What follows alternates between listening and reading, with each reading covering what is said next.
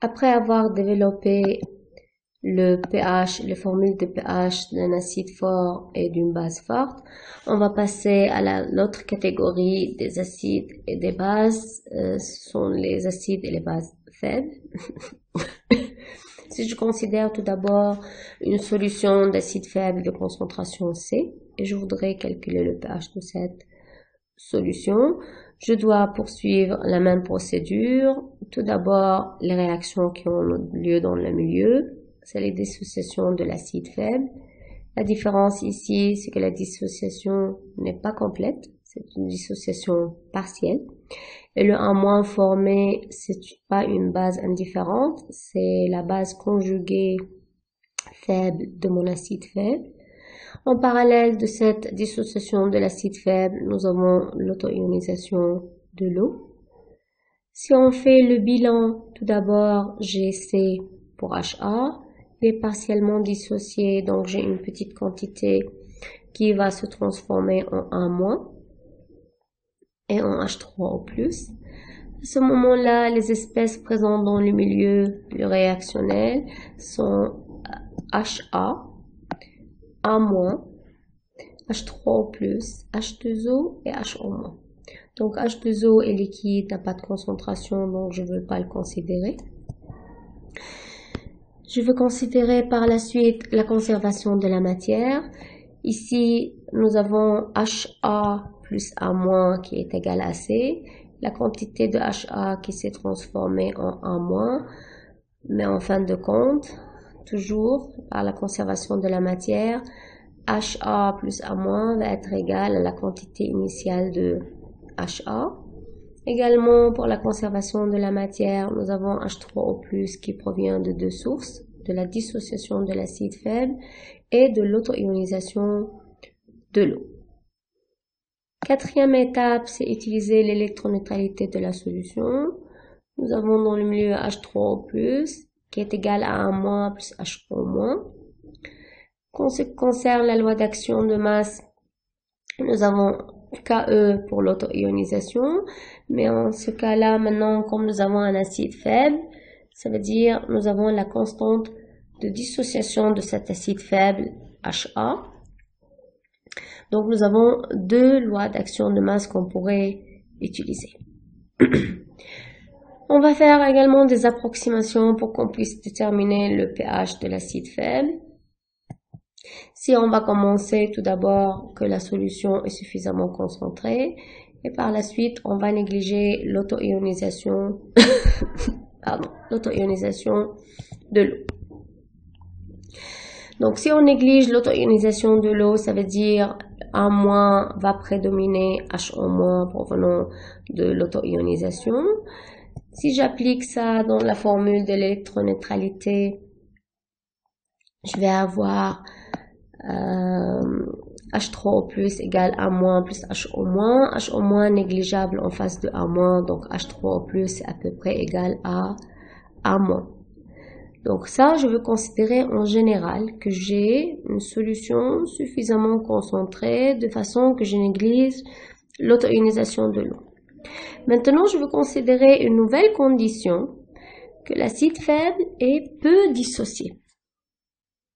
Si l'acide faible est peu dissocié, ça veut dire j'ai une faible quantité de A- qui s'est formée. Et par la suite, HA prédomine A-, donc sa concentration est supérieure ou égale à 10 fois A-. Si j'utilise la conservation de la matière où j'avais HA plus A- égale à C, ou A- négligeable devant HA, par la suite HA est à peu près égal à C. Si je mets les valeurs dans Ka, donc nous avons H3O+, c'est à peu près A-. Par la suite, dans Ka, je vais avoir H3O+ au carré. Et je mets HA par sa valeur qui est égale à C. Donc nous avons H3O+ au carré qui va être égal à C fois Ka.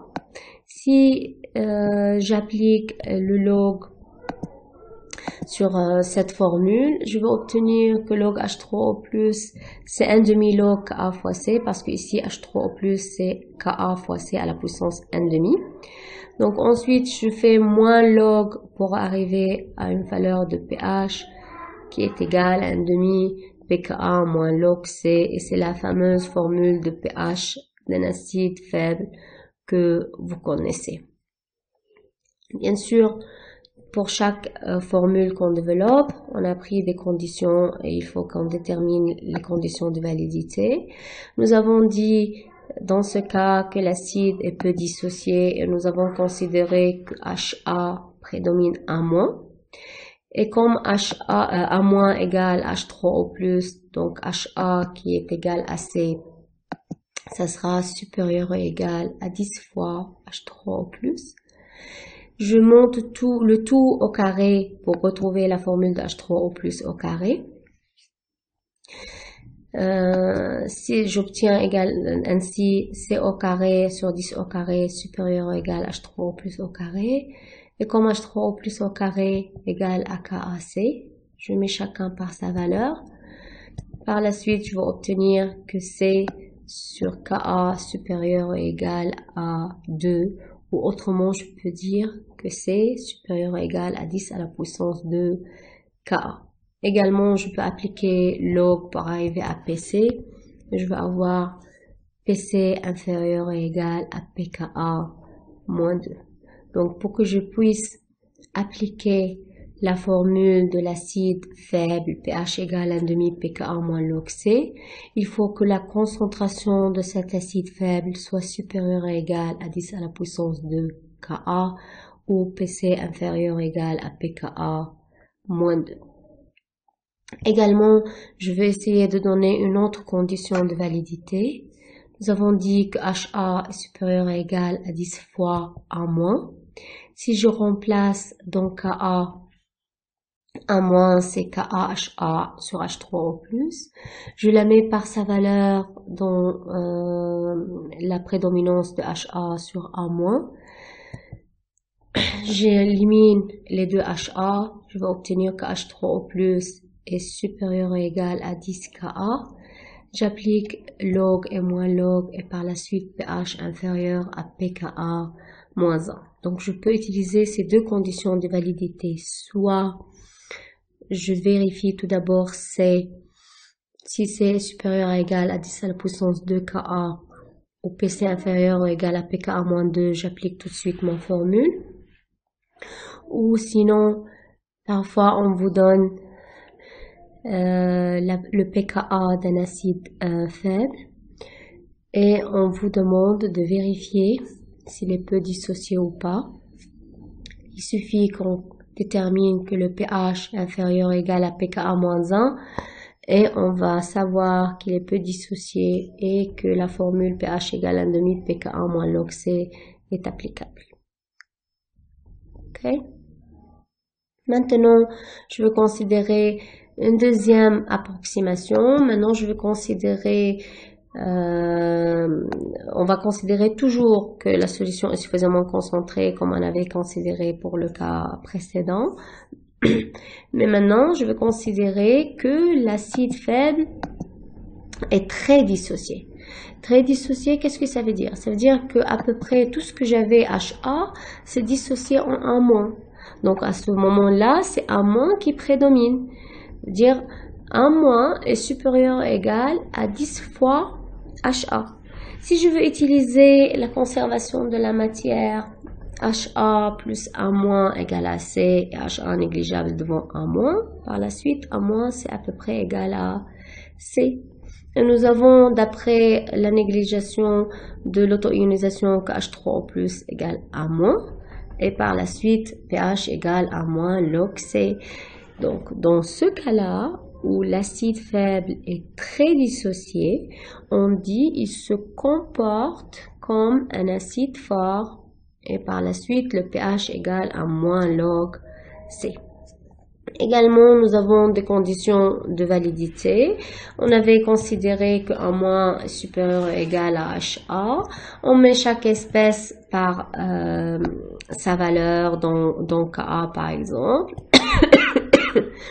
Si je détermine HA en fonction de A-, je veux éliminer A- des deux côtés. Et par la suite, H3 au plus, ce sera plus petit ou égal à Ka sur 10.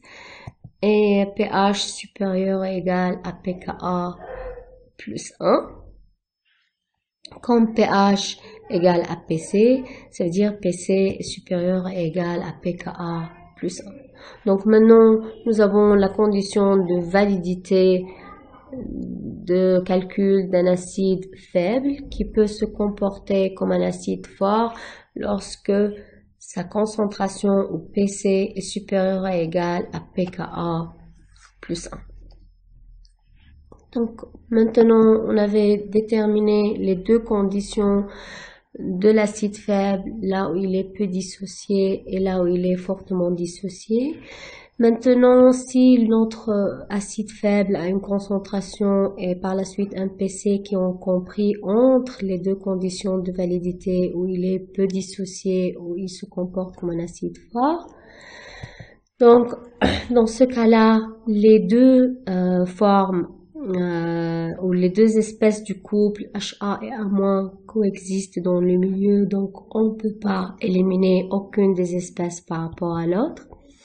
Donc dans ce cas-là, nous devrons utiliser cette nouvelle méthode pour qu'on puisse calculer le pH.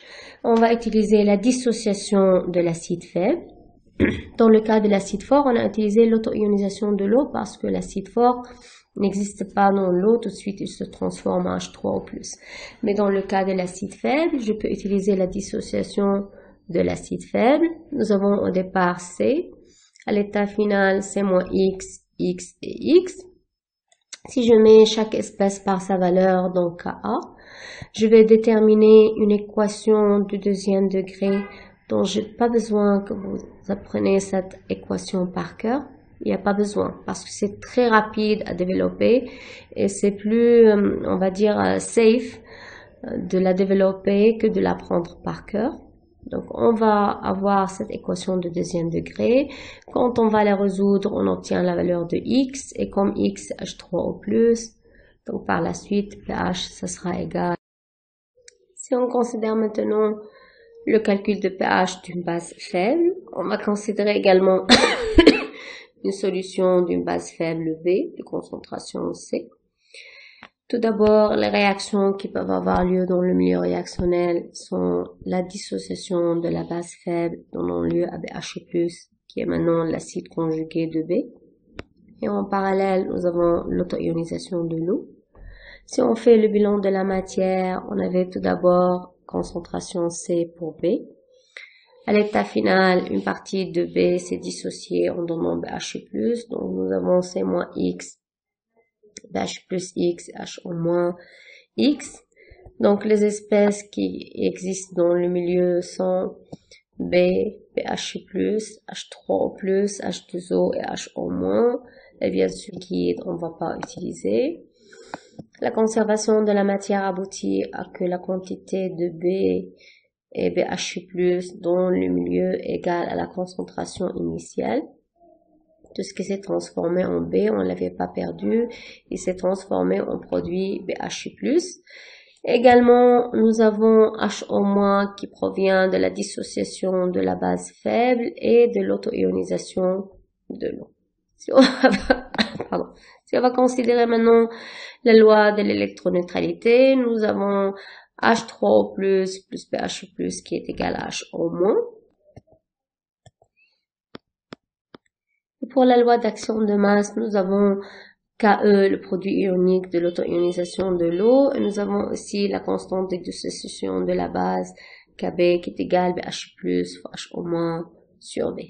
Également, comme dans le cas de l'acide faible, on va faire des approximations, mais on va faire tout d'abord une approximation générale que la solution est suffisamment concentrée pour qu'on néglige l'auto-ionisation de l'eau devant la dissociation de la base faible. Donc, dans ce cas-là, comme on a négligé l'auto-ionisation de l'eau ou l'autopyrolyse, Ça veut dire que BH+ va prédominer la quantité de H3O+. Si on remplace ça dans l'électroneutralité, BH+ va être égal à HO-. Donc, on va considérer maintenant deux autres sous-conditions, si vous voulez. On va considérer que la base faible est peu dissociée. Ça veut dire la quantité de BH+ formée de la dissociation de la base faible est petite. Et par la suite, c'est la base faible qui prédomine son acide conjugué. Donc, sa concentration est plus ou égale 10 fois BH+. Dans la loi d'action de masse, B, ce sera à peu près égal à la concentration C. Si on va remplacer ces valeurs dans la constante de dissociation de la base faible, on va obtenir BH+ égale HO-, donc on va avoir HO- au carré. On met B par sa valeur, c'est la concentration C. Et par la suite, on va obtenir que KB, qui est KE sur KA, égale AKE au carré sur H3O+ au carré, sachant que HO-, c'est KE sur H3O+, multiplié par C. Maintenant, si je réarrange cette équation, je vais obtenir que H3O+ au carré égale à KE fois KA divisé par C. Si on applique le log sur cette équation et ensuite le moins log, je vais obtenir la formule de pH de la base faible que vous connaissez depuis longtemps, 1/2 pKa plus 14 plus log C. Bien sûr, pour cette formule, pour qu'on puisse l'appliquer, qu'on la trouve également sous forme 7 plus 1/2 pKa plus log C, il faut des conditions de validité. Pour la développer, nous avons dit au début que la base faible prédomine son acide conjugué parce qu'elle est peu dissociée. Et comme BH+ égale HO-, je vais mettre chaque espèce par sa valeur. B, c'est C. HO-, c'est HO- au carré, c'est KB fois C. On avait développé au transparent précédent. Si je mets chaque espèce par sa valeur, ici je vais arranger cette formule en fonction d'H-au carré. Je vais obtenir que c'est 2 au carré sur 10 à la puissance 2 supérieur ou égal à KB fois C. Et par la suite, C supérieur à égal à, C sur KB supérieur à égal à 10 à la puissance 2 ou C est supérieur à égal à 10 à la puissance 2 KB. Dans le cas d'un acide faible, la concentration de l'acide faible, c'était supérieur ou égal à 10 à la puissance 2 Ka. Dans le cas de la base faible, c'est pareil, mais à la place de Ka, nous avons KB. Donc, PC, c'est inférieur ou égal à PKB moins 2. Comme on préfère travailler avec pKa, on peut la réarranger si on veut en fonction de pKa. Maintenant, si on va considérer le deuxième cas où la base est très dissociée, ça veut dire comme si elle comporte comme une base forte. Donc, BH+ est fortement formée dans le milieu, donc elle prédomine B. Si dans la conservation de la matière, on remplace par, on élimine B devant BH+, donc BH+, ça sera égal à C. Nous avons BH+ égal à HO, ce qui correspond ainsi à pH égale 14 plus log C. Donc, notre base faible se comporte comme base forte. Les conditions de validité de cette formule, nous avons considéré dès le début que BH+ prédomine B, donc plus grand à 10 fois B. Si je cherche B à partir de KB et je la mets dans l'égalité, par la suite, je me débarrasse de BH+, et je vais obtenir HO- inférieur ou égal à KB sur 10, ce qui correspond comme H- égal à C, à PC supérieur à PKB plus 1. Maintenant, si PC est comprise entre PKB-2 et PKB+1, donc on ne peut pas négliger aucune des espèces par rapport à l'autre parce que la base et son acide conjugué coexistent dans la solution. Donc on doit utiliser la dissociation de la base faible pour calculer le pH. On met l'équation, on met le bilan, c'est moins X, X et X. Si on remplace donc KB, on va obtenir x2 plus kbx moins kbc égale à 0, équation de deuxième degré à résoudre. Également, c'est pas la peine de prendre par cœur, il suffit qu'on mette la dissociation de la base, on met toutes les espèces par leur valeur dans kb, on va obtenir la formule qu'on doit résoudre. À ce moment-là, x c'est HO-. Si on obtient x, on peut par la suite calculer pH. Si je fais maintenant le résumé des échelles pour acide faible et base faible, donc nous avons l'échelle de PC. Lorsque PC est inférieur à pK1-2, donc l'acide est peu dissocié et j'applique la formule pH égale 1,5 pK1 log C. Et lorsque PC est supérieur à pKa+1, cet acide faible se comporte comme fort et j'applique pH également log C. Lorsque j'ai la valeur de PC comprise entre pKa-2 et pKa+1, j'utilise la dissociation de l'acide faible et je résous l'équation du deuxième degré avec X égale à H3O+. Si je considère le cas de la base pour PC inférieur à pKb-2, la base c'est une base faible, on applique la formule de base faible, 1,5 pKa plus 14 plus log C, et lorsque PC est supérieur à pKb+1, j'applique la formule pH égale 14 plus log C, car la base se comporte comme forte. Et lorsque PC est comprise entre pKb+1 et pKb-2, j'utilise la dissociation de la base faible. Je fais l'équation de deuxième degré. Je détermine la valeur de X et ici X est égal à HO-. Et par la suite, en obtenant HO-, je peux déterminer H3O+, et ainsi le pH. Merci.